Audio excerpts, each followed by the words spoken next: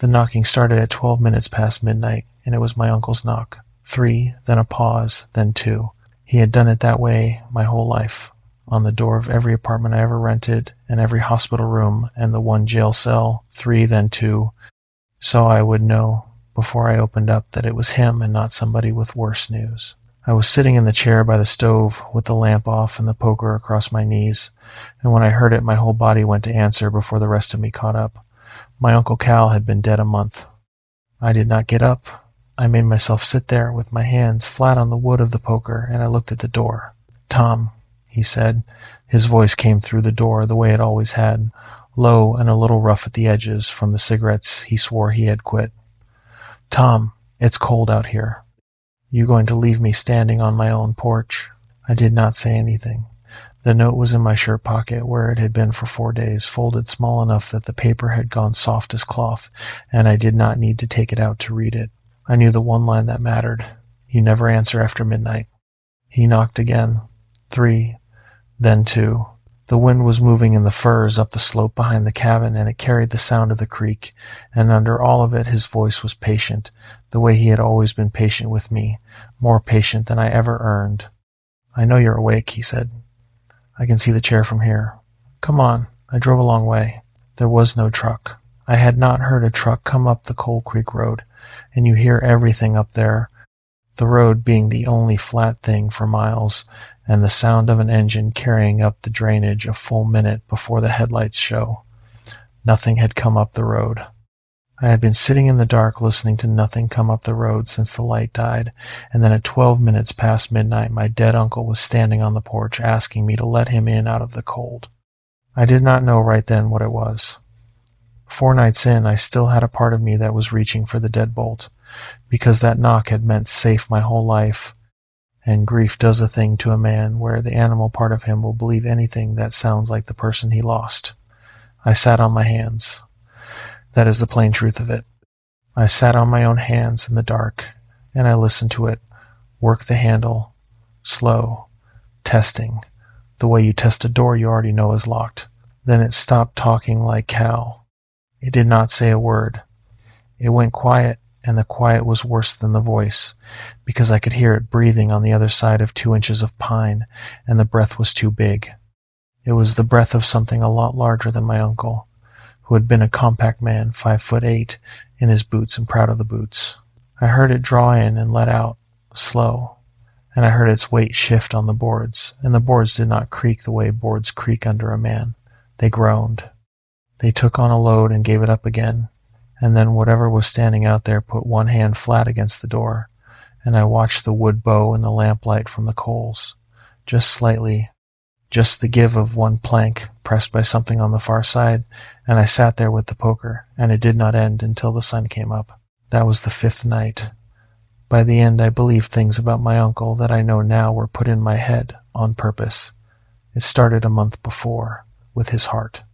My Uncle Cal died on a Wednesday in October, in the parking lot of the feed store in the town where he lived, halfway between his truck and the door with a 50-pound sack of dog food he did not need across his shoulder, because he was always buying feed for other people's animals.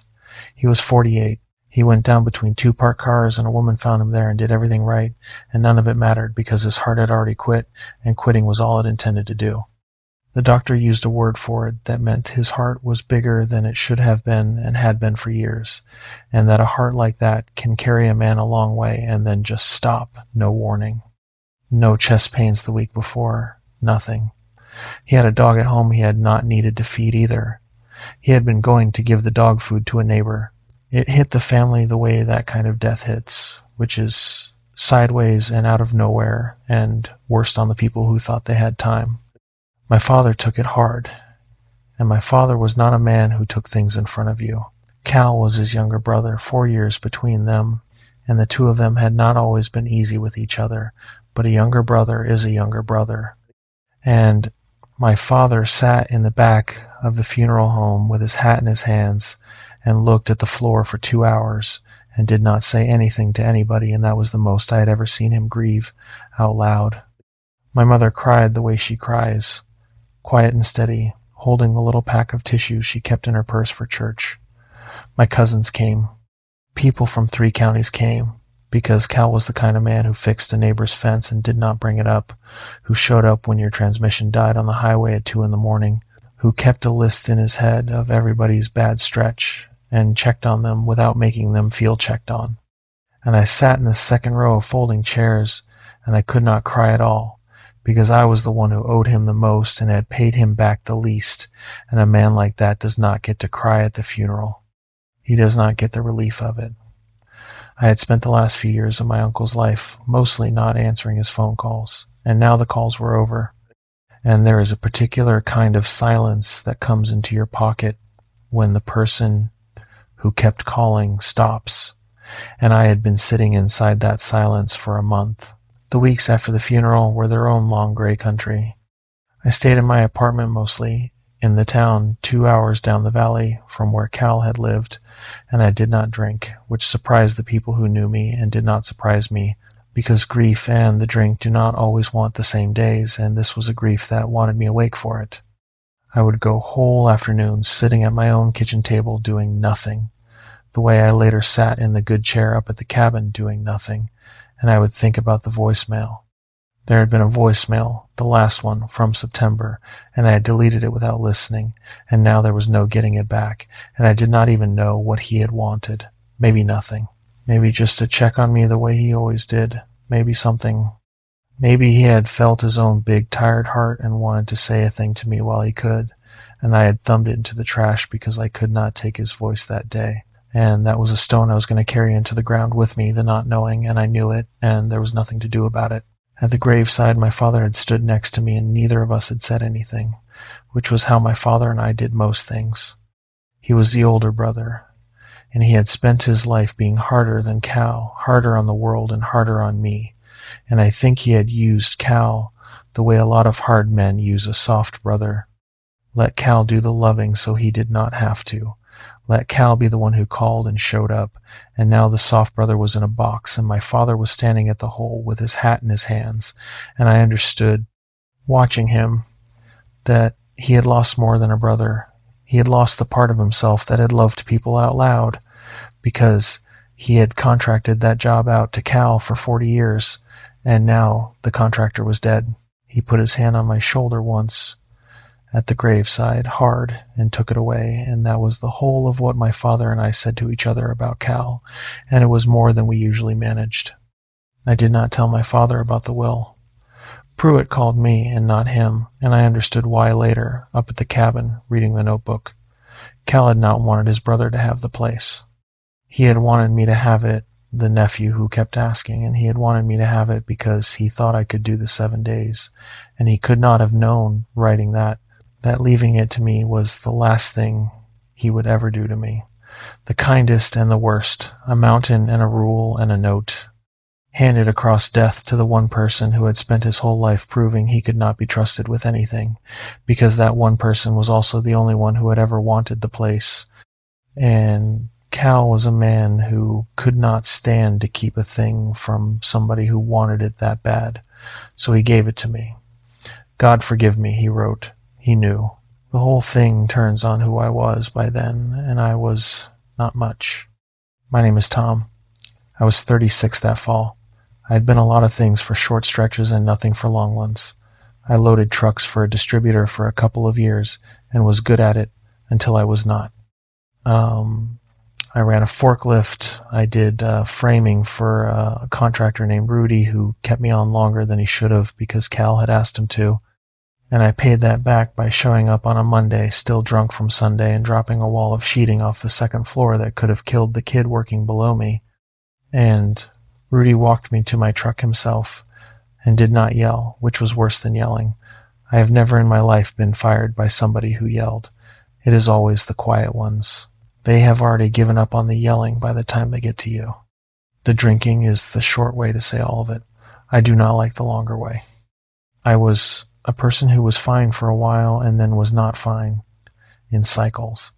And the cycles got closer together the older I got, and each time down the water was a little lower when I hit bottom. I had a wife. Her name was Dana, and she was better than I had any business marrying.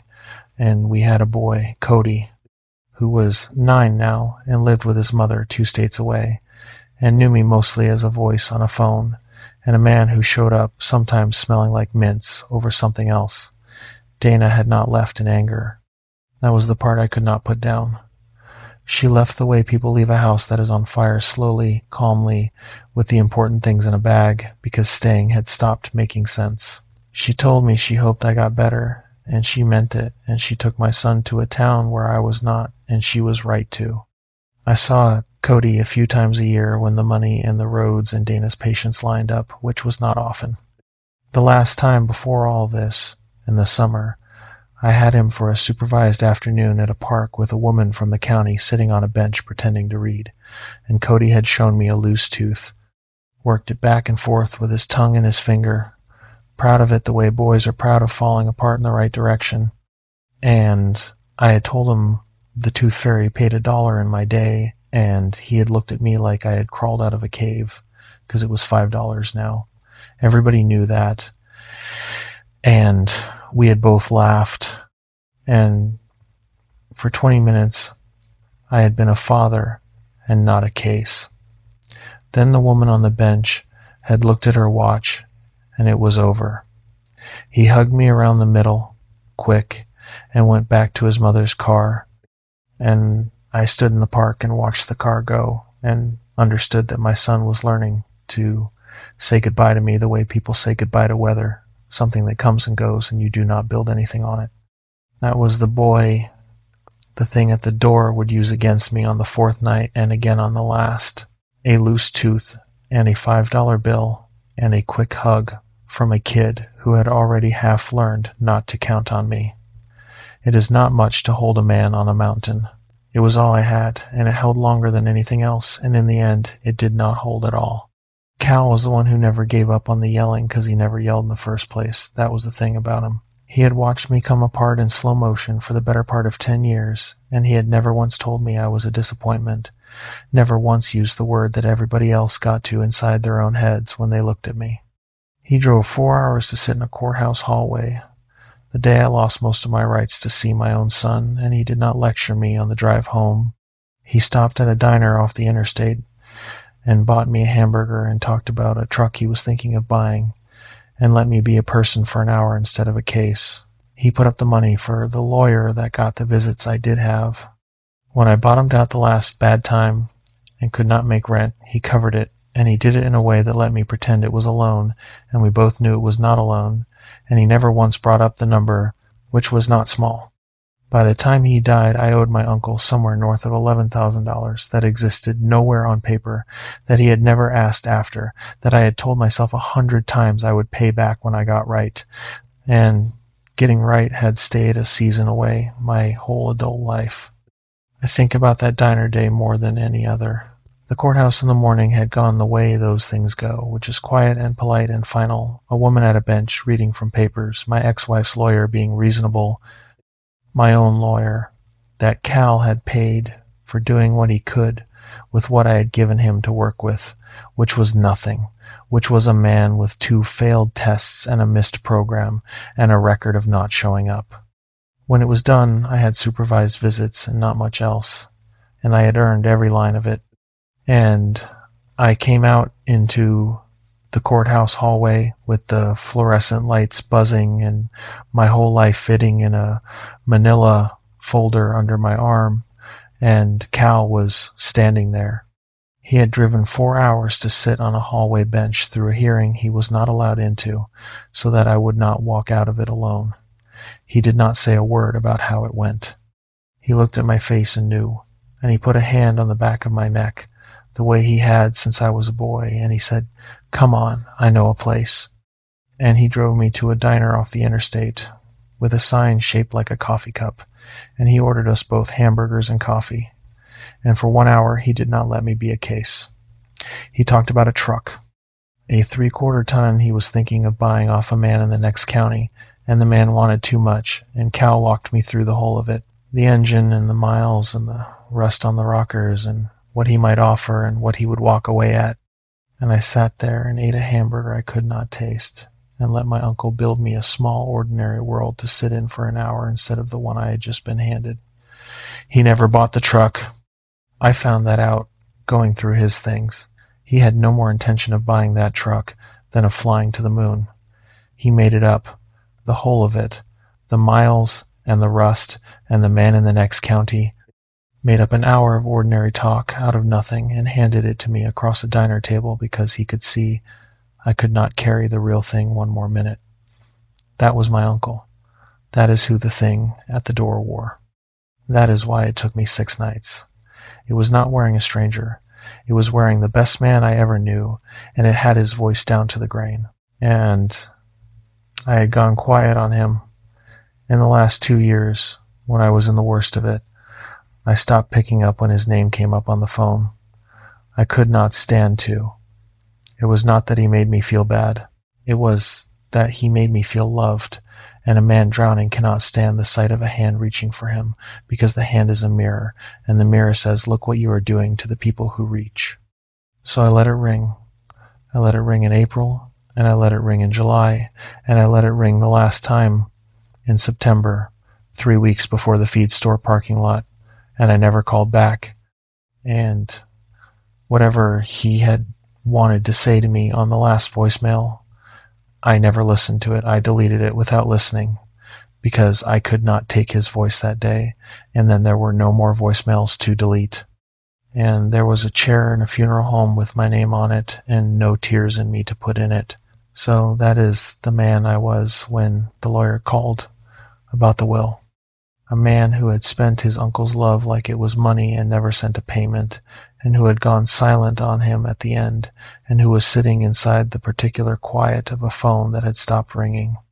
The lawyer was a woman named Pruitt, who had done Cal's small legal business for years, and she called me on a Tuesday, 10 days after the funeral, and asked me to come to her office in town. I figured it was paperwork. I figured Cal had left me the debt in writing somehow, forgiven it, and wanted me to know, which would have been like him, to reach out of the grave to let me off a hook I had put myself on.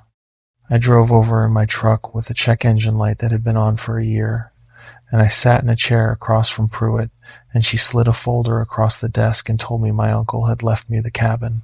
I did not know what cabin she meant.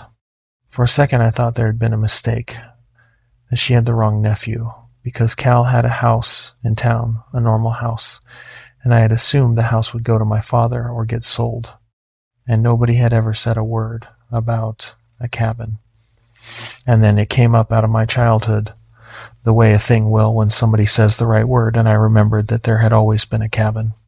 Cal talked about it maybe twice a year when I was a kid, in a certain offhand way in my place up Cold Creek, the cabin up on the mountain, and it had lived in my head as this warm, far-off thing, a place my uncle went sometimes, and I had wanted to go my whole childhood. I asked him to take me up there more times than I can count. I was 7, I was 10, I was 13.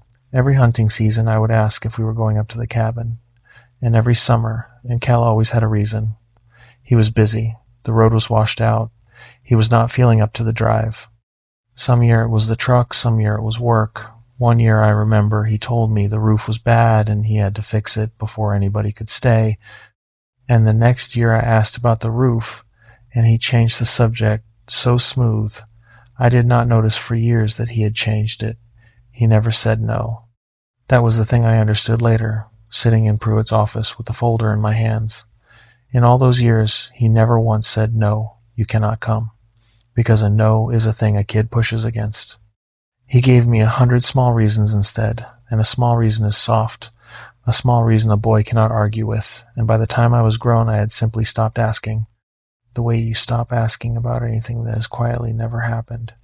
I had forgotten there was a cabin at all until a lawyer said the word and handed me a key. Pruitt said the will was specific. The cabin and the 60 acres it sat on went to me, to Thomas, by name, and there was a line in Cal's own hand that she read to me off the page. To Tom, because he is the one who kept asking. That was all it said about me, because he is the one who kept asking. I sat there, and I felt something come up in me that was not quite grief, and not quite shame, some third thing that lives between them, and I looked at the key in the folder, An ordinary brass key with a strip of masking tape on it gone yellow with age, and on the tape in Cal's block printing it said Cold Creek, and I thought, he is finally letting me go up. It took him dying to do it, but he is finally letting me go up. There was a note too, Pruitt said, but the note was up at the cabin. Cal had told her that. He had come in the spring, months before the parking lot, and updated the will, and he had told her there was a letter for me at the cabin, and that I was to find it myself, that she was not to give me anything but the key and the deed and the words on the page. She thought it was sentimental. An old bachelor uncle, a letter waiting in a drawer for the nephew who inherits the place.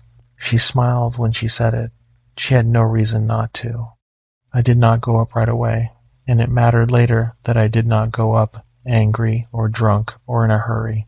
I went up as clear as I ever was those days, which is to say sober going on 3 weeks, which for me was a streak. The death had knocked something loose in me. I had not had a drink since the phone call about the parking lot, and I was in that raw early stretch where the world comes at you with the volume turned up and you feel everything and sleep badly and cry at commercials. And I had decided, in the way I had decided 100 times, that this time it would hold. But there was a different weight on it this time because Cal was watching now, or I felt like he was, and I could not stand to fail him one more time when he had just handed me a piece of land from beyond the grave with a note that said, because he is the one who kept asking. I put my life in the truck. It did not take long. A duffel of clothes, my boots, a rifle and a box of shells because a man goes into that country with a rifle, a cooler, 2 boxes of food from the discount grocery, a case of water, my sleeping bag, on top of whatever was already up there. I had a week of nothing ahead of me, no job to be at, which was its own quiet shame, and I told myself I would go up and stay a while and clean the place up and figure out what to do with it, and maybe, though I did not say this part out loud even to myself, maybe I would find out something about my uncle up there. Maybe the cabin would give me back a little of the man I had spent, since I could not pay him back the $11,000 and could not say sorry to a headstone and have it land. The drive was most of a day. Cold Creek is up in the East Slope timber, back in the national forest where the fir gives over to pine and the pine gives over to nothing, high country, the kind of place where the map goes from towns to green to the little dotted lines of forest roads and then just green. I came up through Hollis in the middle of the afternoon, and Hollis is barely a town, a gas station, and a diner, and a store that sells feed and ammunition and bread in the same aisle, a place that exists because the loggers and the ranchers and the Forest Service need somewhere to buy things between the highway and the trees. I stopped and filled the truck and bought a few things I had forgotten, batteries and a lighter and a bag of the jerky they made in the back, and the woman at the register looked at me a beat too long when I paid. You headed up somewhere, she said. Not really a question. Up Cold Creek, I said. My uncle's place. Cal's. Something moved across her face and then went away. She was maybe 60, a broad, steady woman with reading glasses on a chain, and she bagged my things and did not say anything for a second, and then she said she had been sorry to hear about Cal, that he had come through every few weeks for years and was a good man. I said thank you, and then, as I was leaving, she said a thing I did not think about again till much later when thinking about it could not help me.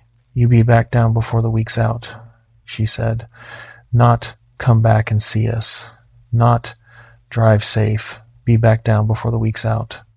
I took it for small-town talk, an old woman being kind to a grieving stranger, and I said I would, and I have thought since about what it cost her to say even that much. She could not have told me the truth. If she had leaned across that counter and said, "Do not go up there," or "Go up and count the nights and do not answer the door in the dark," I would have driven up thinking the whole town was cracked, thinking grief had led me into a county of superstitious old people, and I would have gone up careless, which is worse. All she could do was give a stranger the one sentence that would sit in the back of his head, be back down before the week's out, a thing that read as kindness and only made sense later, and she gave it to me, and I did not hear it. And I said I would, and I went out to the truck, and I did not turn around and ask her, why the week? Why not a month? Why not stay as long as you like? It's your place now. I have gone over that moment more times than any other. She knew. She had known Cal for years, and she knew what a week meant on Cold Creek, and she gave me the only warning she could give a stranger without sounding like she belonged in a home, and took my jerky and my batteries and drove up into the trees. The pavement ended a few miles past Hollis. Then it was gravel, and then it was the Forest Road 9 on the little brown sign, one lane of packed dirt and washboard climbing up alongside the creek. The country got bigger and emptier the higher I went. The creek ran on my left, low that time of year but loud, white where it broke over rock, and the timber came right down to the road on both sides, fir and then pine, close and dark and old. The kind of forest where the trees have been there so long. The ground between them is bare and brown, nothing growing in the shade of them but more of them. I passed one other road going off to the right with a gate across it, and after that nothing, no cabins, no camps, no cars. Just the road and the creek and the trees and the sky getting narrower overhead as the drainage closed in. The country did not feel wrong going up. That is a thing people put in later, that the place felt bad the moment they arrived, and it is almost never true, because a bad place does not feel bad. That is what makes it bad. Cold Creek was beautiful. It was the most beautiful country I had ever driven through, high and clean and quiet, the light coming down gold through the pines in the late afternoon, the creek talking to itself, and I felt something in my chest loosen the higher I climbed. Felt the town and the debt and the funeral fall away behind me, and I thought, no wonder he loved it up here. No wonder he came every few weeks for years. And I was glad, driving up, glad in a simple way I had not been in a long time. What is hard to sit with now is that I was happy going up. The cabin sat at the very end of the road, where Forest Road 9 gave up and became a turnaround and then a wall of timber. It was smaller than I had built it up to be in my head, a squat log and plank place with a green metal roof and a stone chimney and a covered porch running the front, set in a clearing maybe an acre, across with the creek along the far edge and the mountain going up steep and black with fir behind it. There was a wood shed off to one side mostly full, and a lean-to with a generator under it, and an outhouse a ways back toward the trees, and a wellhead with a hand pump and a little electric pump both, and that was the whole of it. Cal's truck was not there, 'cause Cal's truck was in town being sold to settle things, but I could see where he parked, a worn patch of dirt by the porch steps with a dark stain in it from years of an engine dripping. I sat in my truck a minute with the engine off and let the quiet come up around me. It was a big quiet. In town you never hear quiet. There is always a road somewhere, a compressor, a dog, a plane. Up there the loudest thing was the creek. And after the creek, the wind in the tops of the firs. A long, slow sound, like the ocean far off. And after that, nothing at all. A quiet so complete it had a kind of weight to it, and I sat in it and felt my ears reaching for a sound to hold on to and not finding one. Then a raven went over, low, and said something once in that cracked wooden voice they have, and kept going up the drainage, and I got out of the truck. The key with the yellow tape opened the front door. Inside it was one big room and a loft, the way those old cabins are, a wood stove in the middle on a stone pad, a kitchen counter along one wall with a hand pump at the sink and a propane two-burner and shelves, a table and two chairs, a good chair and a bad chair by the stove, a bunk built into the corner, and a ladder up to the loft, where there was a mattress under the roof. It smelled like Cal. That was the first thing that got me. It smelled like wood smoke and coffee and the particular oil he used on his boots, and underneath, faint, the cigarettes he swore he had quit. And I stood in the doorway with my duffel on my shoulder and breathed it, and had to stand there a while before I could go in, because the smell was more him than the funeral had been, more him than the box they put in the ground. And for a second the place was so full of my uncle that I could not make my feet move. He was everywhere in it. His coffee cup was on the counter, washed and turned over on a towel, the last thing he did before he left the last time, not knowing it was the last time. His boots by the door, a spare pair, worn to the shape of his feet. A calendar on the wall from the Hollis feed store, still turned to April, with things written in the little squares in his block hand. Oil filter, Dwyer fence, call Tom. Call Tom was written in the square for a Sunday in April. I remembered April. April was one of the times I let it ring. There was a shelf of paperbacks, westerns mostly, and a few about the war, and a shelf of tools, and a rack of 3 rifles and a shotgun, and pegs by the door with his coats on them. The canvas one and the wool one and the orange one for hunting, and I put my hand on the wool one, and it was cold and it held his shape, and I took my hand back. I did not feel watched that first evening. I felt held, if anything, held by the place the way you feel held by a church when you are the only one in it. I brought my things in. I got the generator going after some trouble, and got the one electric light over the counter to come on, weak and yellow.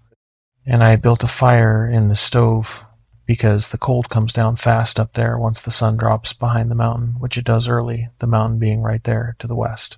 I checked my phone somewhere in there, out of the habit a man has, and there was nothing on it.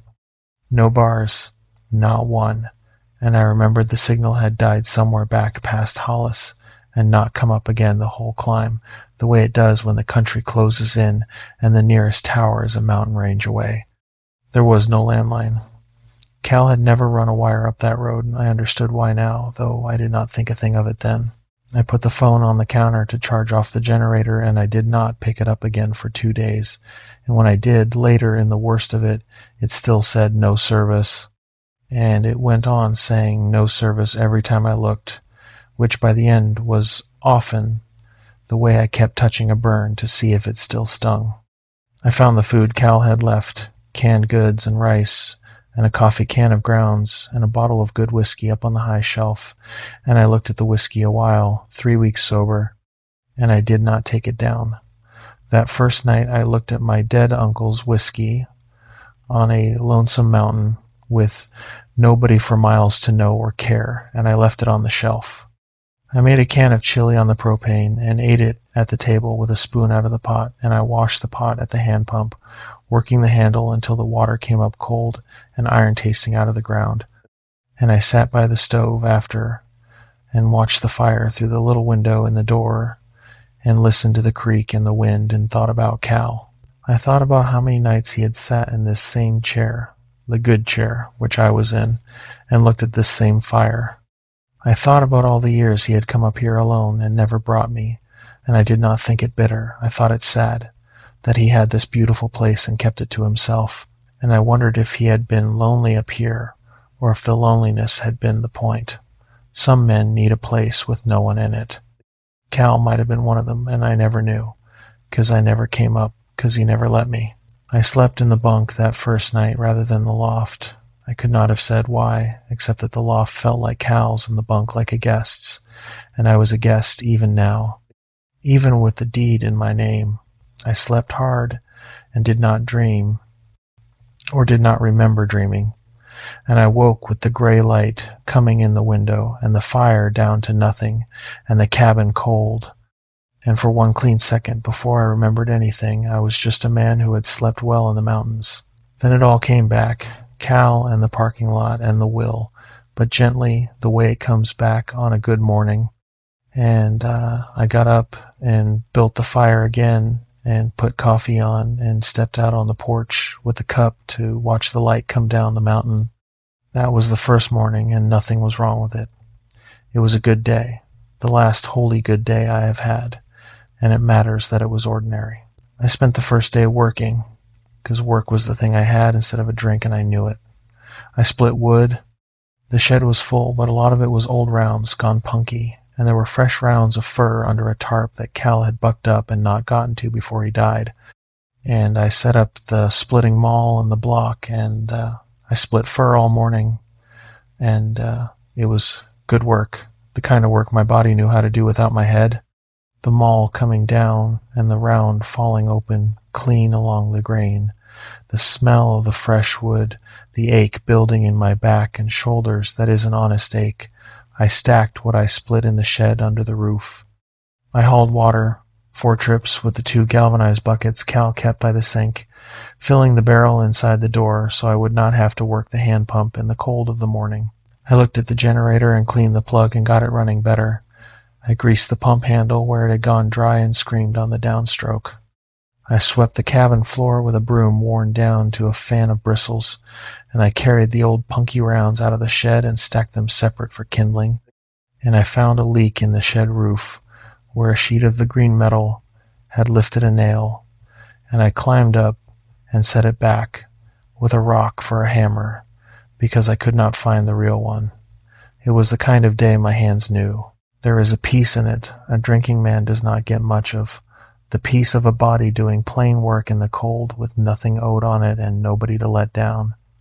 And I had it that first day, the whole of it, and I did not know to be grateful. I walked the clearing and found the property in my mind. The creek, the woodshed, the outhouse, the well, the 2 trails going up into the timber that I figured Cal used, one toward the creek and one up the mountain, both of them faint, both of them going up into the dark of the firs and out of sight within 100 feet. I did not go up the trails that first day. I told myself it was because I had wood to split, and that was true. But there was something else too, a small thing I did not look at directly, which was that the trails going up into the timber were the one part of the place my eye did not want to rest on. The clearing was bright and open. The cabin was warm and full of my uncle.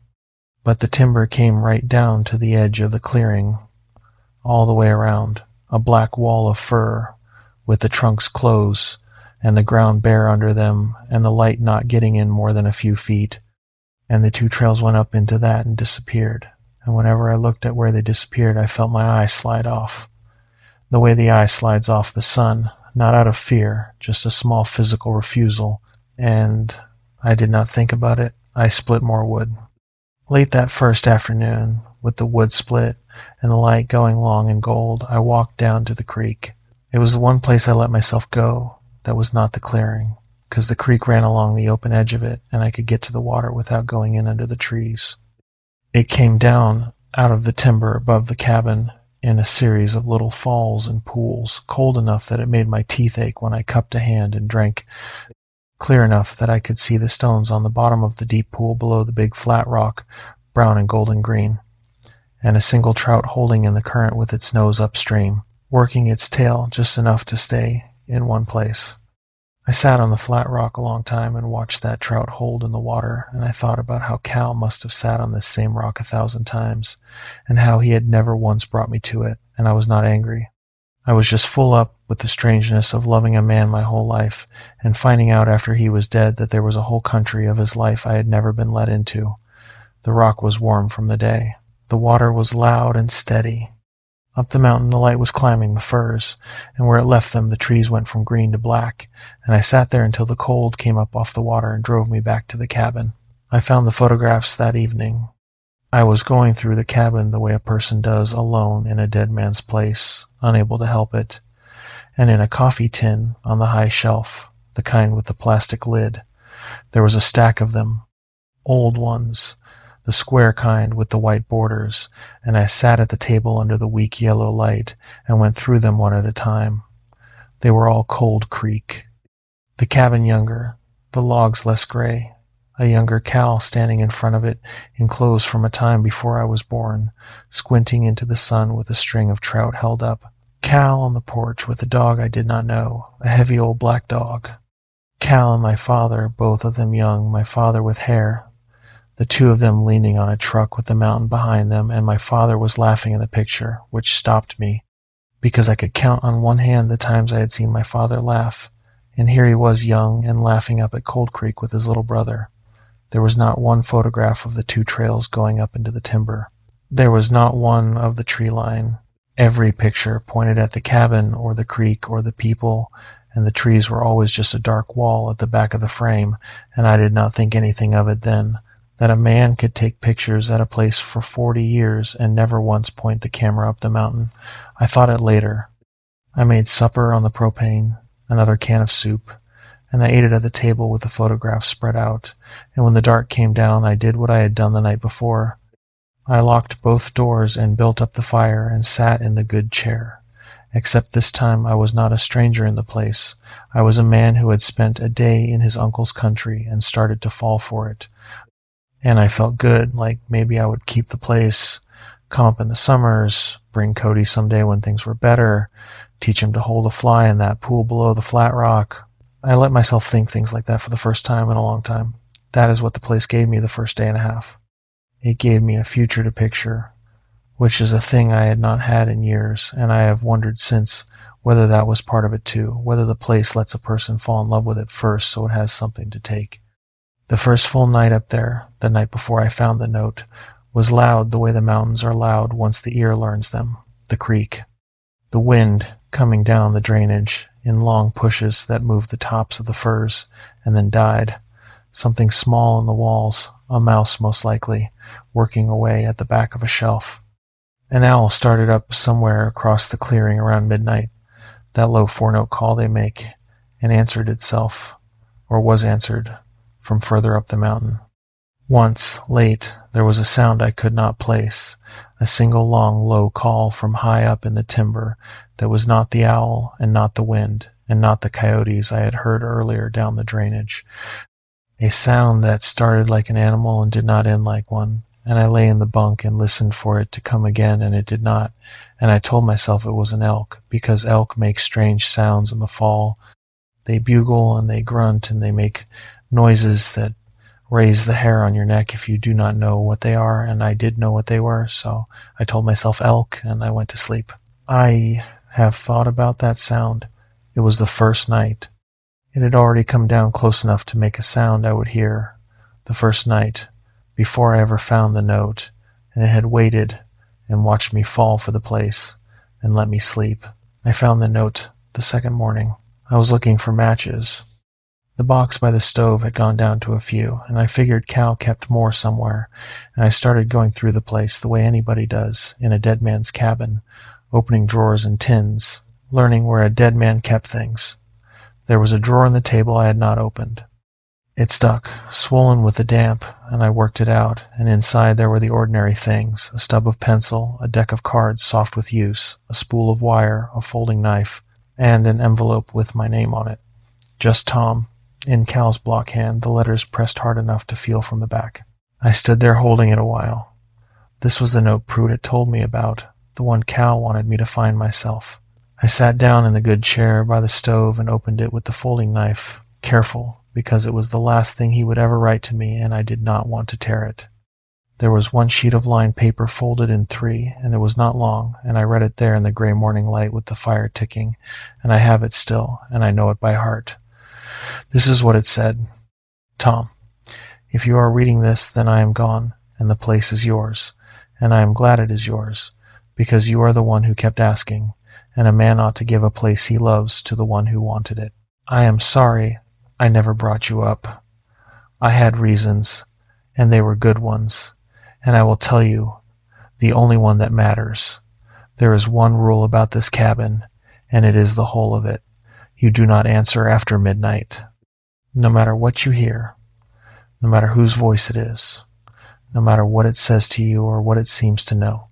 From midnight to first light you do not open the door, and you do not answer, and you do not go out, not for any reason, not for me, not for your own mother if you hear her, not for anything.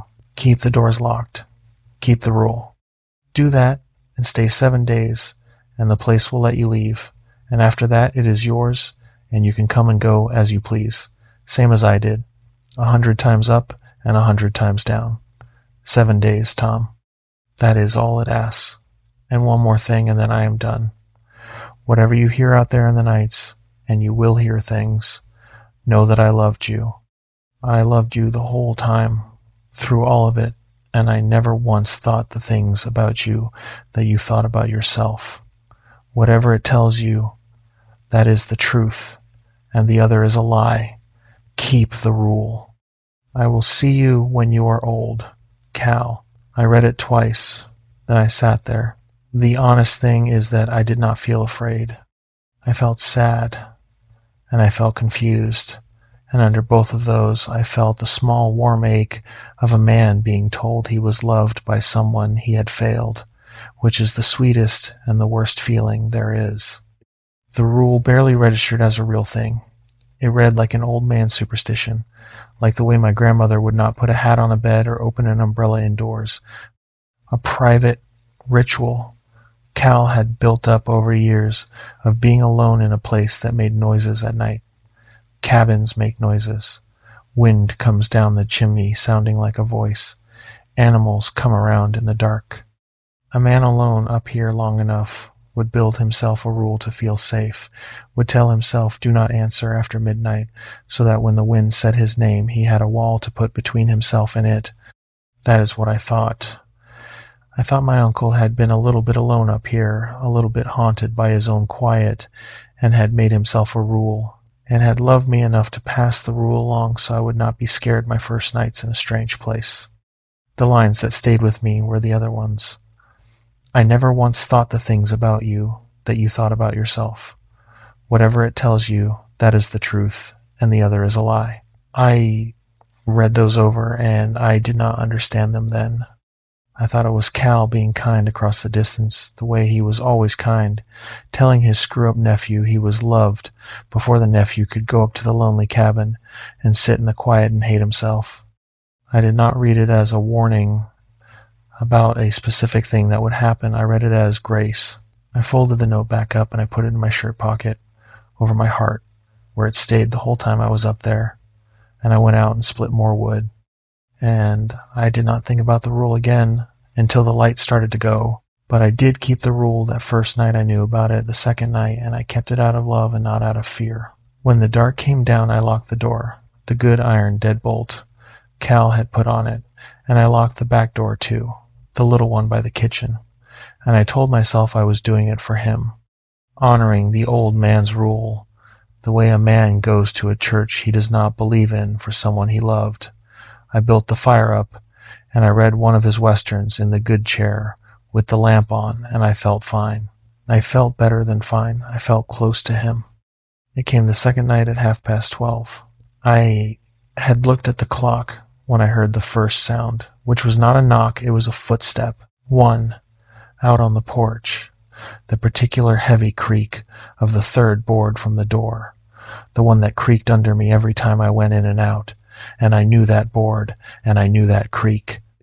And I sat up in the chair with the book open on my knee, and I listened. 12:30. I had been about to go to the bunk. The fire was low. I sat and I listened, and there was nothing for a long moment. So long I had started to tell myself it was the cold in the boards, wood contracting as the temperature dropped, and then the board creaked again. Slow weight coming onto it and staying. And then the knock. 3, then 2. My uncle's knock. "Tom," my uncle said, from the other side of the door. "It's me. It's Cal." I did not move. I sat in the good chair with the book open and my heart going, and I told myself it was the wind, and it was not the wind, because the wind does not say your name and then wait for you to answer. It waited. That was the thing. It said, "Tom, it's Cal," and then it went quiet and waited the way a person waits after knocking when they know someone is home. "I know you're in there," he said. "I can see the light under the door. Come on, son, let me in. It's cold." He called me son. Cal called me son sometimes, when it was just us, when I was low, and hearing it come through the door in his exact voice, the roughness in it, the little rise at the end, undid something in me. I stood up out of the chair. It was close that first night, and it stayed that close every night after and got closer. I took a step toward the door with my hand coming up, and the note was in my pocket over my heart, and I felt it there, the corner of it, and I stopped. You do not answer after midnight, no matter whose voice it is. I looked at the clock. 25-1. "Tom," he said, and there was hurt in it now, the particular hurt of Cal when you had let him down, which I knew better than any sound in the world. "Tom, I drove all this way, after everything. You're not even going to open the door." He let that sit. Then, softer, the way he got when he was reeling you back in, "I'm not mad at you. You hear me? I was never mad at you." Open the door and let me tell you that to your face. I don't want you sitting up here alone thinking I died mad at you. That one went into me like a knife, because it was the exact thing I had been thinking, the exact shape of the grief I had carried into that cabin, that Cal had died with my failures between us, that I had let his last call ring, that I never listened to the last voicemail. And here was his voice offering to take all that away, to tell me to my face that he was not mad, and all I had to do was stand up and slide one bolt. I sat back down. I did it slow, and I put both my hands under my legs the way I would make a child sit on his hands, and I stared at the fire, and I did not answer. It talked for a long time.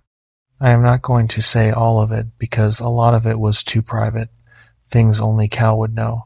The name of the dog we had when I was a boy, the thing I said at my grandfather's funeral that only he heard, the diner off the interstate where he bought me the hamburger, the color of the truck he was thinking of buying. It knew all of it. It sat out there in Cal's voice and walked through my life with him, all the good parts, all the times he had shown up, and it made a soft, steady case for why I should open the door. And every word of it was true, and every word of it was Cal, and none of it was Cal, and I sat on my hands and shook and did not answer, and I understood, somewhere in the second hour, that the truth of the words was the trap. It was not lying to get in, it was telling the truth to get in. That was worse, a liar I could catch. But it knew everything my uncle knew, and said it in my uncle's voice, and the only thing on my side was a line on a piece of paper and the fact that no truck had come up the road. Around 2, it stopped being warm. There was a silence, and then the voice was different. Not in tone, but in temperature, if that makes sense. The words the same, and the warmth gone out from under them. Fine, it said. Sit in there. You were always good at sitting somewhere and letting a man stand outside. And then it went quiet altogether, and I heard the board creak as the weight came off it, and I thought it was leaving, and then I heard the breathing. It was up against the door. I could not see it, but I could hear it, close, at the height of a man's chest, if the man were a head taller than any man, and it drew breath slow and let it out slow. And the breath was wrong, the same as before, too much air moving, a bellows sound, and it stood there and breathed at the door for what the clock said was 40 minutes, and felt like the rest of my life. I did not hear it leave.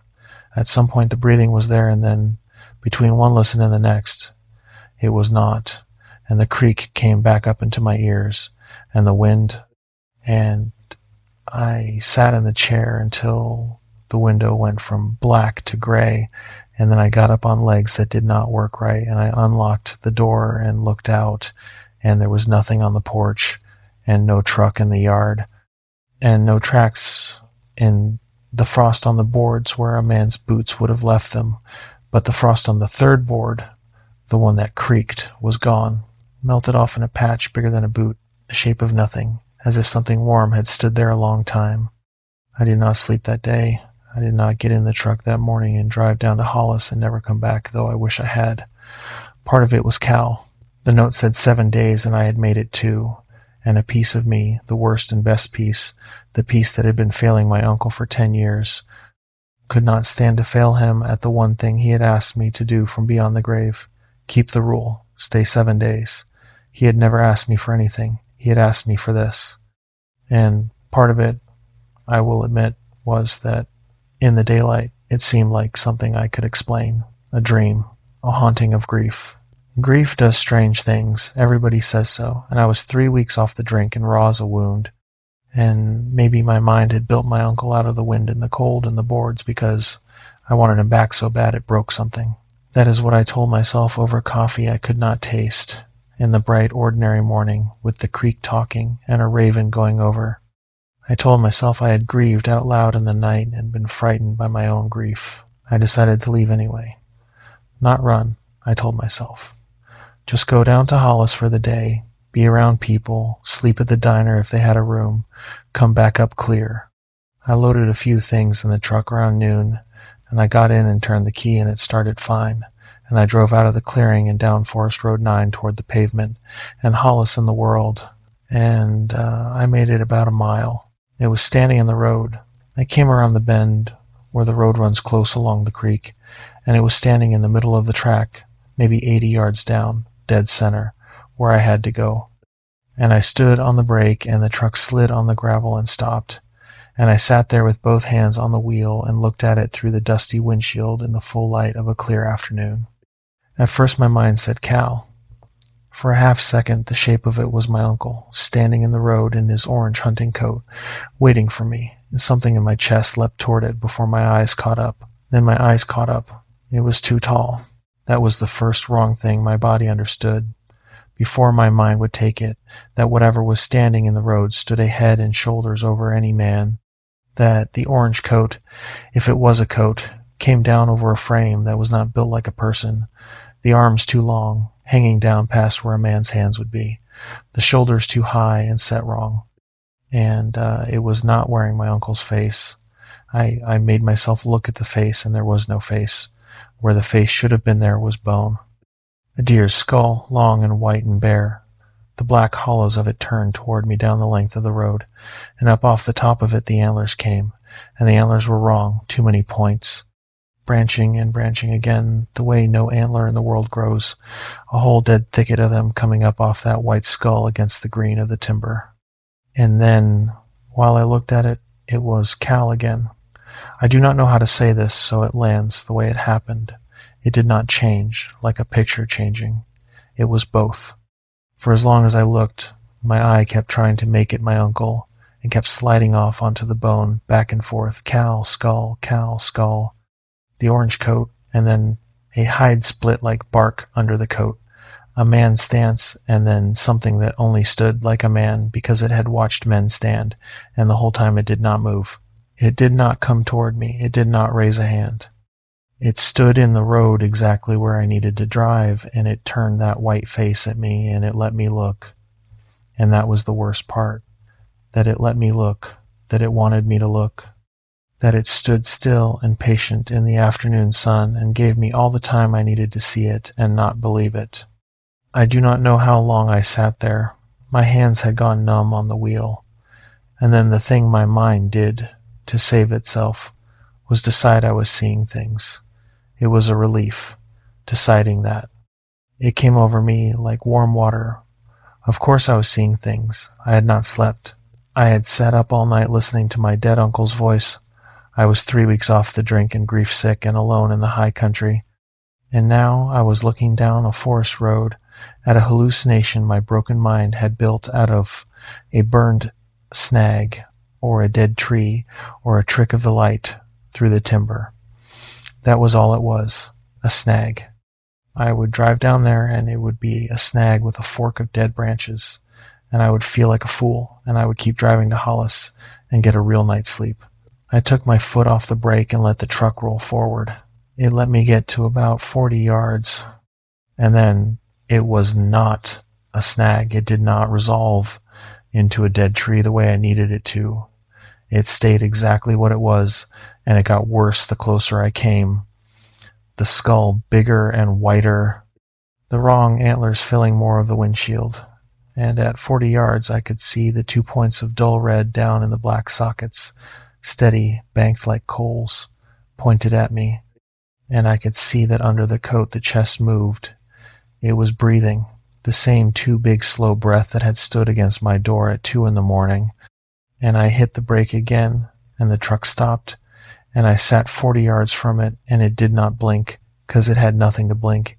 It just looked at me out of the fire in those sockets, and I understood, all at once and all the way down, that if I drove forward it would still be there, that it was not going to move, that it was standing in my only road on purpose, and that whatever it wanted from me, it was not going to let me leave to find out. I got the truck into reverse. I could not turn around on that narrow track, so I backed the whole mile up the road, watching it in the windshield the whole way, and it stood there and watched me go, getting smaller, not following, until the bend took it. And then I was backing up the empty road with my heart slamming and the timber close on both sides and every dark gap between the trees a place it could be.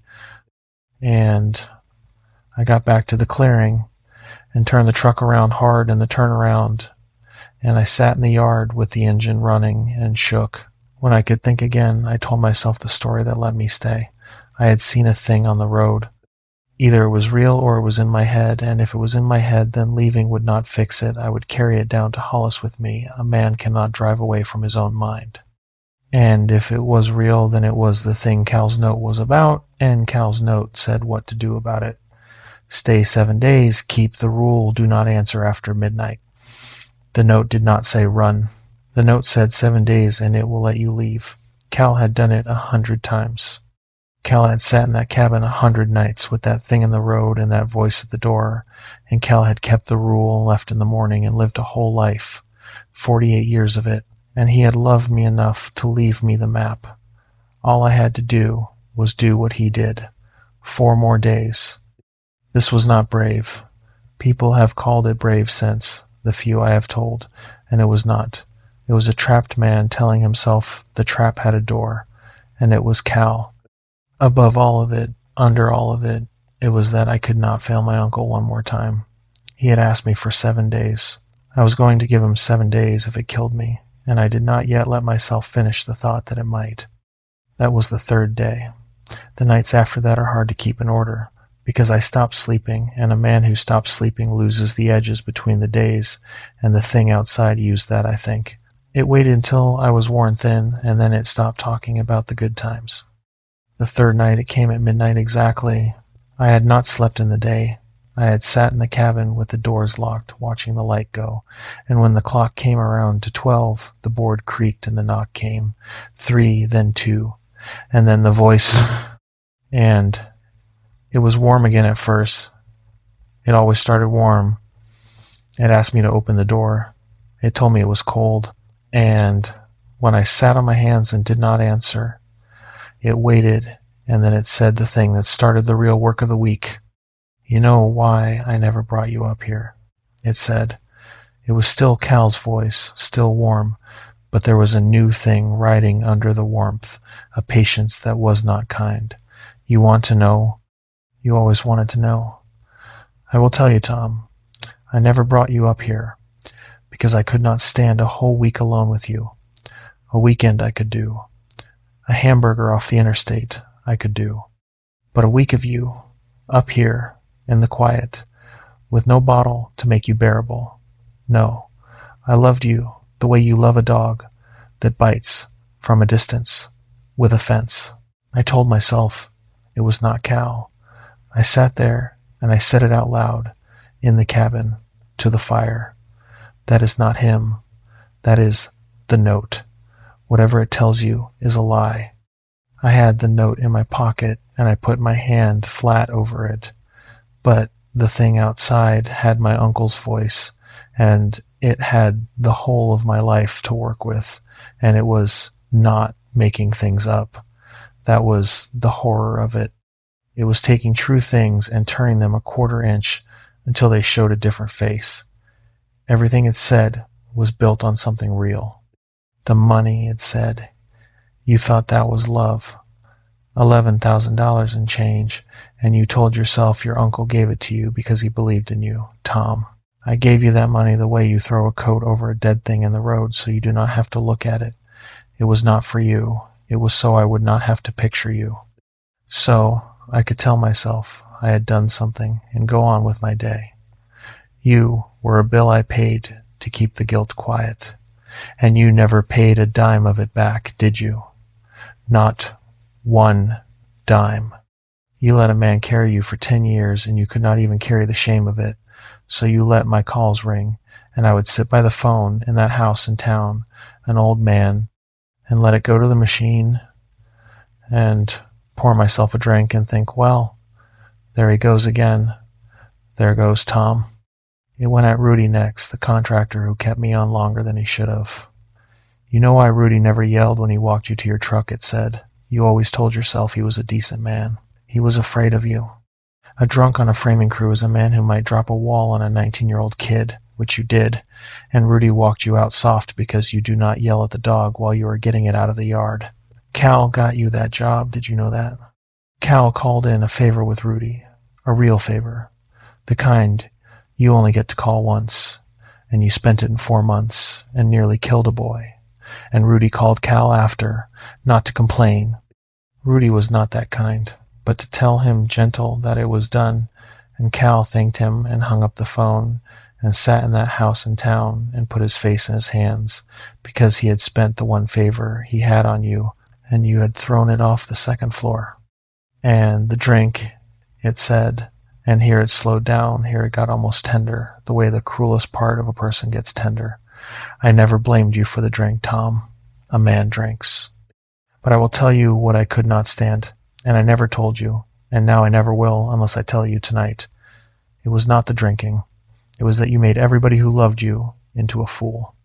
Every single one of us, over and over, we would look at you sober for 2 weeks and let ourselves hope, and you knew we were hoping. You could see it on us, and you drank anyway.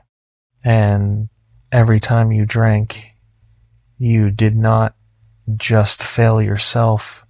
You reached into every one of us who had let ourselves hope, and you turned us into fools for hoping.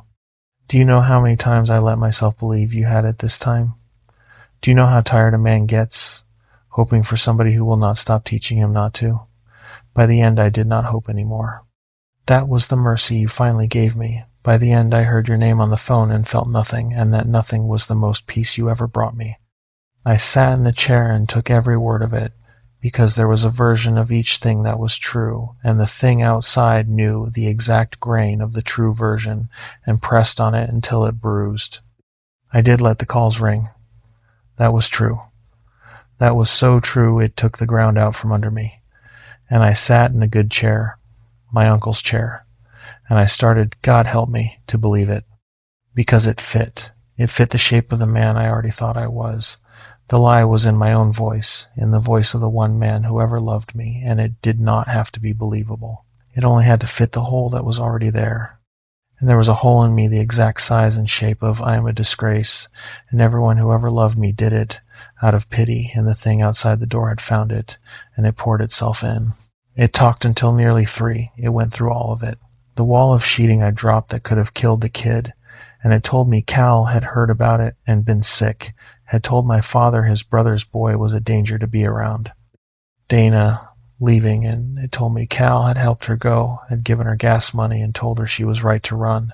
Cody, and this was the one that broke something in me for good, it told me that Cal used to visit my son, that Cal drove the 2 states to see Cody 2 or 3 times a year and sat with my boy, and that my boy called him the good uncle, and that Cal had told Cody, gently, in the way Cal told hard things, that his daddy was sick, and it was not the boy's fault, and he should not wait for me to get better because I was not going to. And I did not know if that was true. I could not know. Cal might have driven to see Cody. It was exactly the kind of thing Cal would do, the good and quiet kind of thing, and I had been too far down to know what my uncle did with his weekends, and so the lie had a true door to come in through, and it came in. And I sat in the dark and cried for the first time since the parking lot. Cried the way a man cries when the last person who thought well of him turns out to have been pretending. Except he had not been pretending. Except I could no longer tell. Keep the rule, the note said in my pocket. I loved you the whole time. Whatever it tells you, that is the truth, and the other is a lie. But the note was paper, and the voice was Cal, and by the 3rd night the voice was winning. I did not answer that night. Whatever it did to me inside, I kept the one rule. I sat on my hands, and I did not open the door, and around 3 the warmth went out of the voice the way it had the night before, and the cold thing under it said, "Sleep well, Tom," in a way that meant the opposite. And then there was the breathing, the big slow bellows breath at the door, and then there was gray in the window, and it was gone. In the daylight of the 4th day, before I tried to leave on foot, I went looking for proof. That is a thing a rational man does, or a man trying to stay rational, and I was trying hard by then. If a thing had stood on my porch 3 nights breathing at my door, there would be sign of it. And if there was no sign, then I was losing my mind, and could stop being afraid of the trees, and start being afraid of myself. And I did not know which I wanted more. So I went out in the flat gray morning, and I read the ground, the way a hunter reads it for game, slow, low, working out from the porch. There were no boot tracks. There were no tracks at all in the ordinary sense, no clean print I could photograph and hold up and say, look, a thing had stood here. But out at the tree line, at the edge of the firs across the clearing from the porch, directly across, in the one spot with a clean line of sight to my door, the duff was packed. The forest floor up there is deep with fir needles, and years of them, soft, and it holds a shape, and in that one spot it was pressed down flat and hard over an area bigger than a man would make. Packed, the way ground gets packed, where cattle stand at a fence, where a thing stands and shifts its weight and stands again, for hours, for years. The needles were crushed to a dark mat, and the low branches of the fir behind it were broken back at a height above my head, snapped and hanging, a channel worn up into the timber where something tall came and went. And going up into the dark of that channel, the packed ground went with it, a trail beaten into the duff by the same feet over and over, up the mountain, out of sight. It had a place.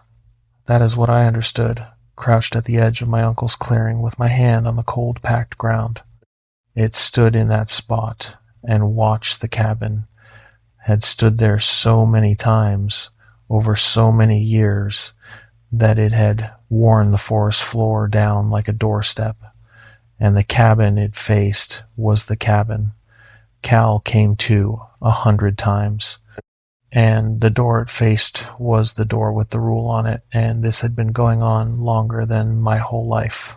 I stood up and I looked across the clearing at my own front door from where the thing stood to watch it, and I could see the whole of the cabin from there, the door, the window, the chair by the stove if the lamp was on. And I thought about all the nights Cal had sat in that chair, not knowing, or knowing, that across the clearing, in the black of the trees, something stood on a patch of ground it had worn smooth and watched him through the window, and I could not stand in that spot another second. I went back across the clearing fast, not running, making myself not run, feeling the whole time the way you feel with your back to deep water, and I got inside and shut the door. And that was when I decided to go up over the mountain, because I could not spend one more night being watched from a doorstep borne into the trees by a thing that had been watching my family longer than I had been alive. That day, I tried to leave on foot. I could not face the road and the thing standing in it, so I thought I would go up over the mountain behind the cabin, up the trail that climbed into the timber, get up on top and down the far side to a logging road I had seen on the map, walk out that way and never mind the truck. It was a bad plan made by a man who had not slept in 3 days, but I could not stay another night, or I thought I could not, and I filled a pack with water and the note and my rifle, and I went up the trail into the firs. I got maybe half a mile up. The trail climbed through the dark timber, switchbacking, the trees close, the light coming down in thin coins through the canopy. And the higher I got, the quieter it got, until even the creek was gone below me, and there was just my breath and my boots, and the enormous silence of a forest that old. And then up ahead, where the trail bent around a big fir and went on up, it was standing in the trail, same as the road, dead center, in my way, tall and still, the white skull turned down the trail at me, the wrong antlers up against the dark. It did not come at me. It stood in the only trail up the mountain, and it waited, and I stood 40 feet below it, with my rifle in my hands, and I understood there was no going up the mountain, that there was no way out of that clearing it would let me take, that it had the road and it had the trail, and it would have any way I tried to go, and that the only place it did not stand was the cabin. The cabin where the rule was, the cabin Cal had built the rule around. It was hurting me. It had been hurting me the whole time.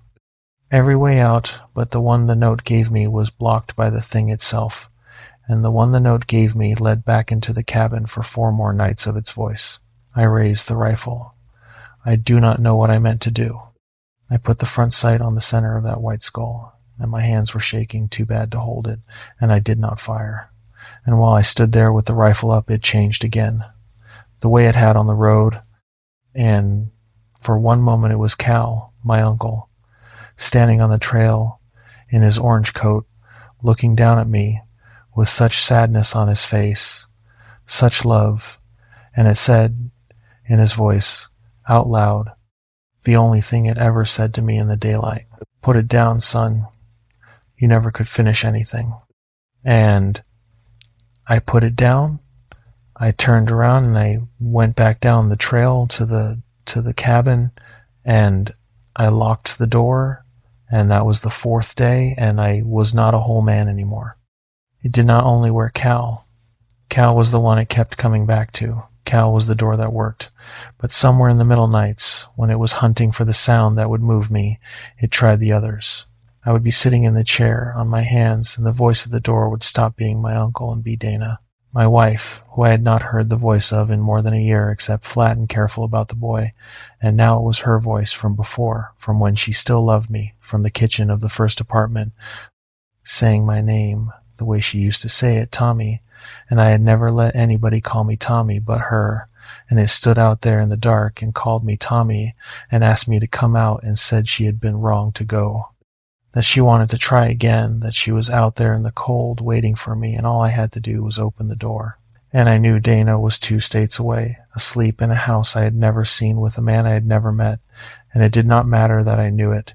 Hearing her voice call me Tommy took a piece of me out just the same. And then, the worst of the others, one time only, it was Cody. My son's voice, high and young and scared, right up against the door. "Daddy, Daddy, it's cold. Daddy, let me in." And I came up out of that chair before I knew I had moved, because that is a sound a father cannot sit still through. It does not reach the head, it reaches the animal middle, the part that would walk into fire. And I had my hand on the bolt, and the note in my pocket did nothing, because there is no rule strong enough to hold a man against his child crying on the other side of a door. What held me, and I have thanked God for it every day since, was that it got greedy. It made him cry too well. Cody was 9, and the voice at the door was younger, 5 or 6, the voice of my son from years back, from a visit when he was small, and the wrongness of that, my 9-year-old boy crying in the voice he had at 5, was a crack of daylight in the thing, and I stood there with my hand on the bolt, and I said, out loud, "He is 9. He is 9 now." And the crying stopped, cut off clean, mid-sob, the way no real crying ever stops, and there was a silence, and then it was Cal again, patient, warm, starting over, and I slid down the door to the floor and sat on the boards and shook. It could wear anybody. It had listened to my whole life, and it could wear anybody in it. But it wore them from memory, and memory has seams, and twice the seams were the only thing that saved me. The 4th night, it changed its offer. It had spent 3 nights taking things from me, my uncle's love, my son, the last ground I stood on, and the 4th night, when I was hollowed out and past crying, it got gentle again, and the gentleness was the most dangerous thing it did. "You are so tired," it said. It was true. I was so tired I was seeing the walls of the cabin breathe. "I want you to stop being tired, Tom. That is all I want. You have been tired your whole life. Tired of failing, tired of trying not to, tired of the drink, and tired of getting up off the floor. I can make it stop. You just have to open the door. Come out here with me, and it all stops. All of it. The shame and the phone that stopped ringing and the boy who does not know you. Come out, and I will take you where none of it can reach you, and you can rest, and you will not have to be Tom anymore."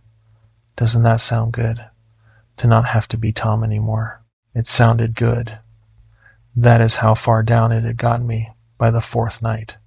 The idea of walking out that door into the dark and setting the whole weight of my life down and not having to be Tom anymore, not the drunk, not the coward, not the man who let the calls ring, sounded like the best thing anybody had ever offered me. I stood up. I went to the door.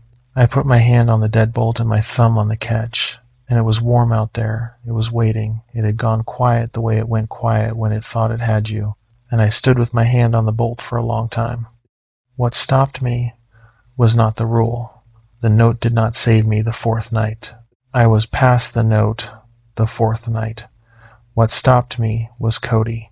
Some last live thing at the bottom of me, under all the water, thought about my son, 9 years old, 2 states away, and thought, if I open this door, there is no chance left. Right now there is almost none. There is a bad drunk father who might someday get right and drive out and be a person to him. That is almost nothing, but it is not nothing. And if I open this door, it becomes nothing. It becomes a man who walked into the trees. And I could not do that to the almost nothing. I could not spend the last thin thread the way I had spent everything else. And I took my thumb off the catch and I stepped back from the door. And outside, the warmth went cold and the voice said, without any feeling at all, another night then. And there was the breathing, and there was the gray. The 5th day I hunted the cabin for a reason to hold on, and I found one. I was going through Cal's things, not for matches now, but for him, for anything of him that would tell me the voice was lying, and behind the westerns on the shelf, laid flat against the wall where the books hid it, there was a notebook. A cheap spiral notebook gone soft with years, the cover worn white at the corners, and I took it down and sat in the good chair and opened it, and it was Cal's, in Cal's block hand, and it was a record. It was a list of dates, 2 dates to a line, an up and a down, going back more years than I wanted to count, page after page. September up, September down, 7 days between them every time. April up, April down. He had come up every few weeks for most of his adult life, and every single time he had written the day he came and the day he left, and it was always 7 days, 7 days, 7 days, 100 times over, more, and next to some of them he had written a word or two. Bad one. Talked about Ma. Almost. Next to one, years back, he had written the worst night yet, and then, under it, on the downline, kept it. Just that. Kept it. He had done this his whole life. Whatever it was, whatever it wanted, whatever the price of that beautiful place was, my uncle had paid it 100 times, 7 days at a stretch, alone, with that voice at the door telling him God knows what, telling him he was worthless too, maybe, telling him whatever it needed to tell a good, quiet bachelor who fixed other people's fences.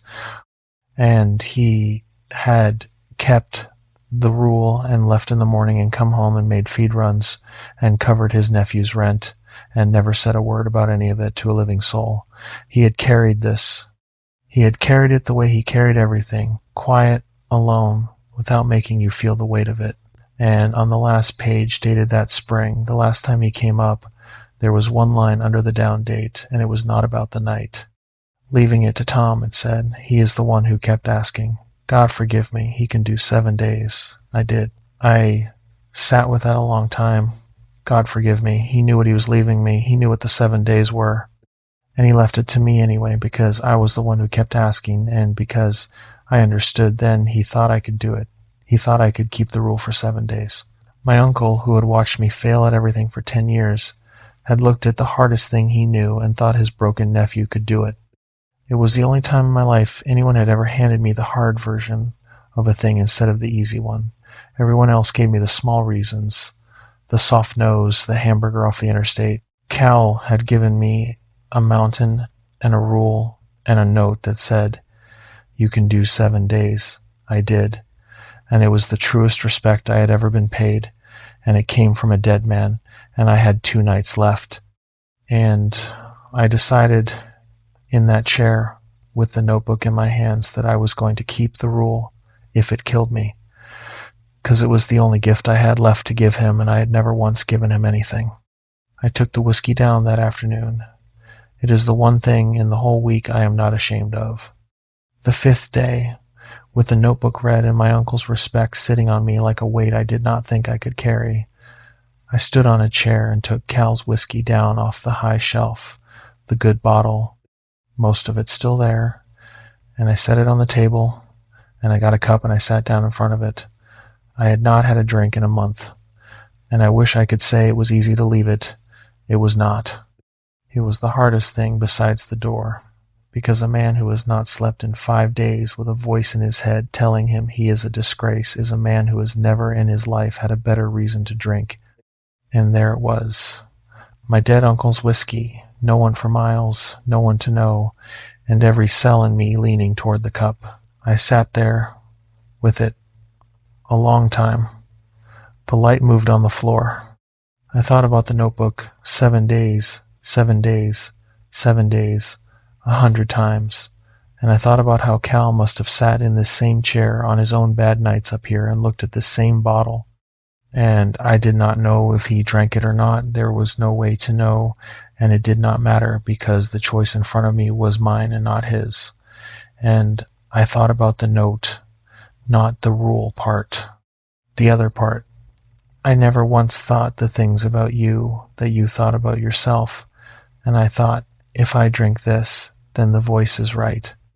Then I am exactly the thing it says I am, and I will have proved it up here alone, where the one man who believed otherwise left me a mountain, and I could not do it. I could not hand the voice that win. I got up and I put the bottle back on the high shelf. Everything else up there I lost, but I did not drink my uncle's whiskey, and on the last day of my life as a free man, that was the one clean thing I did. That should have been the end of it. 2 nights. I had a reason now, a good one, the best one. The notebook should have saved me. But the 5th night was the night it stopped standing at the door and started leaning on it, and a reason is a thing in the head, and by the 5th night my head was not a place I could trust, because I had not slept in 5 days, and a man who has not slept in 5 days will believe the sun is his enemy. The 5th night started the way it always comes back to me, the knock at 12 minutes past midnight, the voice saying it was cold, me on my hands with the poker across my knees, and the plank bowing under a flat hand on the far side of the door. That was only the start of it. The 5th night was the night the door almost was not enough.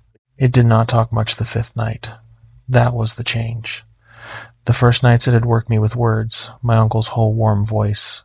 Hours of it, the good times, and then the cruelty, and then the mercy. The 5th night it had run out of things to say to me, or decided words were done, and it came at the cabin itself. After it pressed its hand to the door, and I watched the plank give, it took the hand away, and then something hit the wall. Not the door. The wall, the log wall by the bunk. One heavy blow that shook dust down from the rafters and rang the tin cup on the counter, and I came up out of the chair with the poker in both hands. Then another blow, the other wall, by the kitchen. It was going around the cabin. It was hitting the walls, slow, one blow to a side, going around and around the outside of the cabin in the dark, and each blow shook the whole place. And I stood in the middle of the one room, turning with it, the poker up, following the blows around the walls like the hand of a clock, and I understood it could come through if it wanted to. That was the thing that came clear to me standing there. The walls were logs 100 years old, and it was shaking dust out of them like a rug. It was not trying to get in. It was showing me that the door and the walls and the rule were a courtesy, that I was not safe, I was spared, and there was a difference, and it wanted me to know the difference before the last night. It went around the cabin until nearly 4. It did not hurry. That was the thing that got into me worst. Standing in the middle of the room, turning with the blows, that there was no rage in it, no beast throwing itself at a wall. Just a slow, even hand knocking on each side of the box. In turn, the way a man raps his knuckles on a melon in the store, testing, listening to what is inside. Once it stopped at the window, the one window, by the counter, with a square of old checked cloth over the lower half that Cal had put up for a curtain, and above the cloth the black glass. And the blows stopped, and I heard it come to the window and stand, and I did not look. I stood in the middle of the room with the poker, and I looked at the fire, and I did not look at the window, because I knew that if I looked I would see the lower part of a face at the top of the glass, or the whole of a face bent down to fit the glass, and I would not come back from seeing it. And so I looked at the fire, and I felt it look at the back of my neck, and after a while it went away from the window and started on the walls again. And one time, only one, in all that circling, it spoke. It said, from just outside the log wall by the bunk, in Cal's voice but low, almost to itself, 4 more, Tom, and I did not know if it meant 4 more nights, which was wrong. There were 2, or 4 more of something else, 4 more the way a man keeps account I could not see, and I have never worked out which, and I do not want to. Then it stopped, and there was the breathing up against the door again, and then the gray came, and I was still standing in the middle of the room with the poker when the light came up, and I had wet myself at some point in the night and not known it. There's nothing brave in this, and I will not pretend there was. I was an animal in a box by the 5th morning. I had one thing left, one line on a piece of paper, and a dead man's respect, and I was down to holding it the way a drowning man holds a board, not out of courage, out of the fact that it was the only thing above the water. The 6th day I did not do anything, and the 6th day is where I lost. I did not split wood, I did not hunt the cabin, I did not try to leave, because there was no leaving. It had the road and the trail and the walls. I knew that now. I sat in the good chair with the notebook and the note and the poker, and I watched the light cross the floor, and I did not sleep, because I could not. Sleep had become a country I could not find the border of. And I talked to myself, and I talked to Cal, and somewhere in that long, bright, terrible day the thing outside won without saying a word, because it did not have to be at the door to be in my head anymore. I had its voice in me now. 5 nights of it. I would think a thought, and it would be in Cal's voice, and I could no longer tell which of the things in my head were mine and which it had put there. You never could finish anything from a distance with a fence. There goes Tom. It did not need the door. It had moved in. There was a small mirror by the back door, an old shaving mirror of Cal's on a nail, and sometime in the middle of the 6th day I caught myself in it and stopped. I did not know the man in it. That is not a way of talking. I looked at the face in the mirror, and it took me a real moment to place it as mine. Gray, sunk at the eyes, a week of beard, the skin gone, the color of the underside of a mushroom, and I stood there looking at a stranger who was me, and the stranger looked back, and I thought, in Cal's voice, there he is. And I could not have said if that was my thought about myself or the thing's thought about me. And that was the whole trouble by the 6th day that the line had worn through. I turned the mirror to the wall. I did not want to be watched from inside the cabin, too. I talked to Cal that afternoon, out loud, the real Cal, or the memory of him, which was all I had that was not the thing. I sat in the good chair, and I told him I was sorry. I told him about the voicemail I deleted, and I asked him what it had said, out loud, into the empty cabin, as if the dead can answer. And the cabin did not answer. And some cruel, patient part of me knew that if I waited until midnight and opened the door, it would answer. It would tell me exactly what the voicemail said. It would give me that, and it would be a lie. And I would not care, because it would be his voice giving me the thing I wanted most in the world, which was one more word from my uncle. That is what it had on me by the end. Not fear, longing. It had turned my grief into a door it could stand behind, and every hour of that last day, the longing got worse, and the fear got smaller, and a man is safe from a thing he is afraid of, but there is no rule that keeps a man safe from a thing he wants. By the time the light started to go on the 6th day, the last day, the day before the 7th that would have let me leave, I was not thinking like a man who wanted to live. I was thinking like a man who wanted it to stop. And those are different men, and the difference is the whole story, and I did not know I had become the second one until I was standing at the door with my hand on the bolt. It came at me the 6th night, the last night, in a way I have gone over 1,000 times since to find the seam, the place where I could have held, and I cannot find it, because it did not come at me with cruelty, and it did not come at me with the walls. It came at me with the thing I had wanted my whole life and never gotten. It came at me forgiven. The knock was soft. 3, then 2, but soft, almost shy. And the voice when it came was Cal, all the way Cal, no cold thing riding under it. The warmest I had heard it, the way he sounded the day he bought me the hamburger, the way he sounded on the voicemails I never listened to. Tom, it said, I'm sorry. I've been cruel to you out here, and I'm sorry. That wasn't me. You know that wasn't me. I've been standing out here all week saying things I never thought, and I couldn't stop, and I'm sorry, son. I came a long way to tell you the true thing, and I got it all wrong. I did not move, but I listened. God help me, I listened, because it was him. It was finally him. The true thing is I'm proud of you, it said. The true thing is I always was. You stayed. 5 nights, Tom. You kept the rule. You did the hardest thing I ever did, and you did it, broke and sober and alone. And I stood out here and watched my nephew do the one thing I wasn't sure he could do, and I have never in my life been prouder of anybody. The money was never a bill. It was love, all of it, every dollar, and I would have given you 10 times that and never counted it. And Cody knows you love him. He does. It's not too late with the boy. It is not too late. You have not lost him. You can still be his father, but not sitting up here another night, scared out of your mind. Come out. It's over. You did it. Come out here and let your uncle put his arms around you and tell you he's proud, and then we'll walk down to the truck together and you'll drive off this mountain and go be somebody's father. Come on, son. You did it. Let me be proud of you to your face. I stood up out of the good chair. A better man holds here. I did not. I went across the one room to the door with the poker still in my hand, and I stood in front of the door with the deadbolt at the height of my chest, and outside my uncle was telling me he was proud of me. And I put my free hand flat on the wood the way it had put its hand flat on the wood the first night, palm against the cold pine. And on the other side of 2 inches of wood, the thing that had my uncle's voice went quiet and waited, because it could feel my hand there. It knew I had come to the door. You did it said again, soft. You did it, Tom. And I stood there with my hand on the door, and I did the thing a person is not supposed to be able to do. I argued with myself in my own voice for what felt like an hour, and I lost the argument by inches. I would say to myself, no truck came up the road. And a part of me would answer, in Cal's voice, because I did not need the truck, son.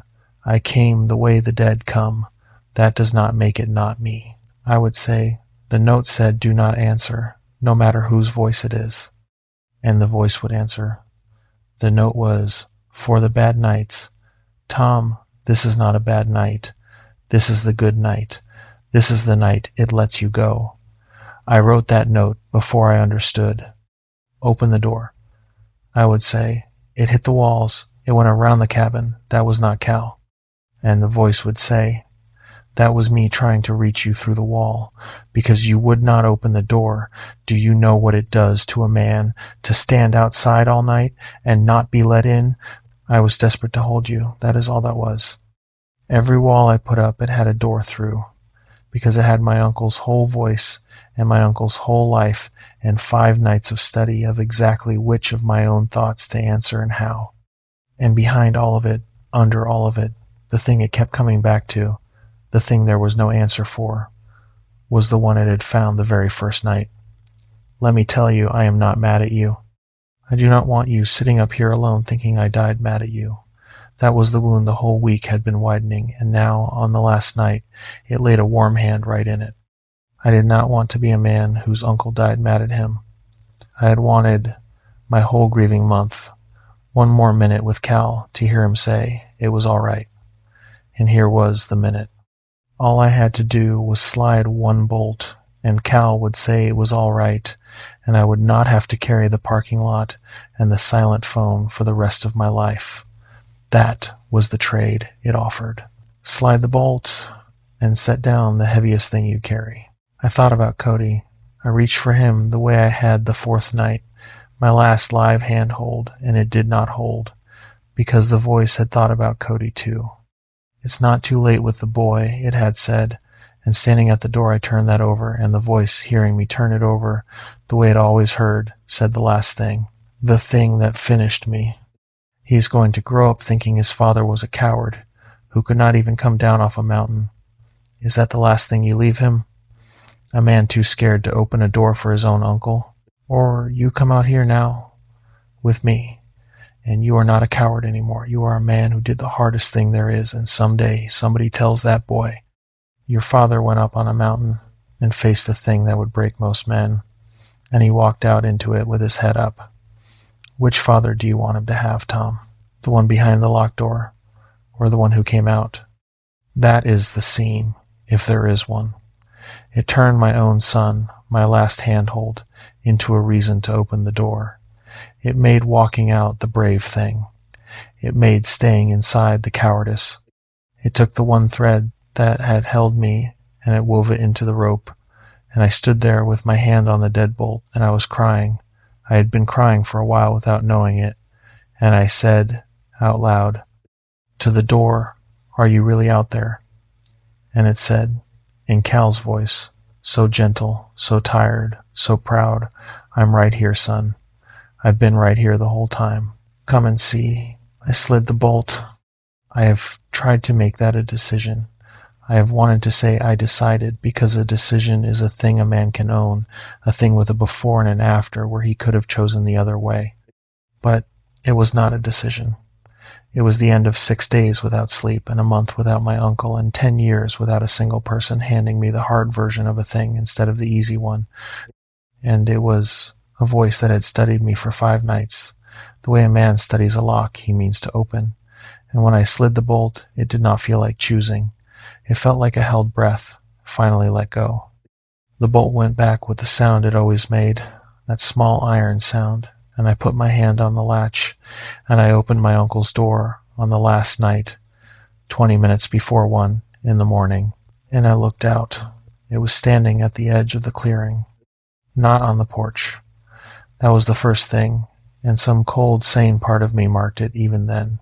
It had knocked on the door and spoken from the porch every night. And now that the door was open, it was not on the porch. It was out at the tree line, 40 feet off, where the clearing gave over to the black wall of the firs, standing just at the edge of the trees in the starlight with the mountain black behind it. And it was Cal. It was Cal. Not the skull. Not the antlers. Not the too tall wrong thing from the road. My uncle. It stood at the edge of my clearing in his orange hunting coat. A compact man, 5'8" in his boots, and the starlight was on his face, and it was his face, the lines of it, the way he stood with his weight on one leg, the small, tired, kind smile he got when you had finally come around to a thing he had been waiting on. He lifted one hand, not a wave, a come here, the gesture he made across a parking lot, across a diner, across 10 years, come here, son, come on. And every good thing I had ever felt in my life stood up in me at once and went toward him. I stepped out onto the porch. The cold came up through my socks. I had no boots on, and that is the detail that tells me how far gone I was. I walked out of that cabin in my socks into an October night at 4,000 feet, because my dead uncle lifted his hand at the tree line. The frost was on the boards. The third board creaked under me. And out at the edge of the trees, Cal smiled and turned, half turned, the way a person turns to lead somebody. Come on, this way. And he took a step back into the trees. And I came down off the porch into the clearing to follow him. And it was only then, halfway across the clearing, with the cold in my feet and my heart going toward him, that he changed. And by then it did not matter. By then I did not care. And that is the last true horror of it that I saw, and I did not care. He was too tall. That is what I saw first, crossing the clearing. The Cal of the tree line was the right size, and then, between one step of mine and the next, he was not. He was rising, the orange coat going up and up as the frame under it stretched past any man, the arms lengthening down past the knees, and the face in the starlight that had been my uncle's face went to bone. The long white skull coming up out of where his face had been, the way a hand comes up out of water, and the antlers unfolded off the crown of it, branching and branching, a dead black thicket of them against the stars. And down in the sockets the two coals woke up and banked red and steady and looked at me. It stood at the edge of my trees, a head and shoulders over 8 feet, its hide split like old bark, one long arm still lifted in my uncle's come here, and I saw all of it, plain. In the clean starlight, no morphing now, no trick, the true thing showing me the true thing. And I kept walking toward it. It did not matter that it was not Cal, and I cannot make that land for anyone who was not there in it. Some hour in that long week the wanting had come loose from the man, and now the wanting was just wanting, and it went toward the thing at the tree line that was holding out its arm, because the arm was held out. Because I was so tired, because for 6 days I had wanted nothing in the world but to stop, and here at last was the stopping, and it did not matter what was offering it. I walked across my uncle's clearing in my socks in the frost toward a thing 8 feet tall with a deer's skull for a face, and the closer I came, the calmer I got, the quieter. The warm water coming up over me at last, and when I reached the edge of the trees it turned fully and went in, unhurried, sure I would follow, and I followed it into the timber. The trees closed over. That is the last clear thing. The way the starlight went out as the firs took me in, the dark coming down complete, the frost giving over to the deep duff of the forest floor under my feet, the cabin behind me, with its one door standing open, and the lamp still burning inside, throwing a long yellow rectangle out across the empty clearing, that got thinner and thinner as the trees came between us, until it was gone. Ahead of me it moved through the dark without a sound, and I could not see it. The dark was total, but I could hear it, the too big breath, slow and steady, going up the mountain, and I went after the sound, and the note fell out of my shirt pocket, somewhere in there. I felt it go.